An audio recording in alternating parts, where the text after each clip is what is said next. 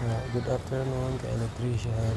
Bale, ito nga pala yung simpleng kwarto na naglalagyan namin ng electrical ilaw, tapos saksakan lang naman.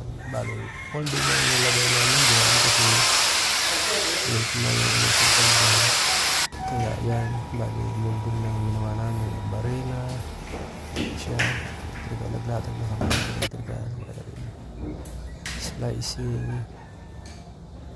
Tapos yung sunod niya, naglagay ako ng saksakan sa baba. Tapos yan, na switch.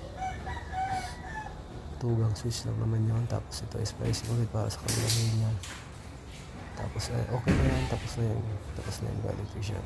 Bali, natagalan na ako sa video na to. Bad na rin. Thank you.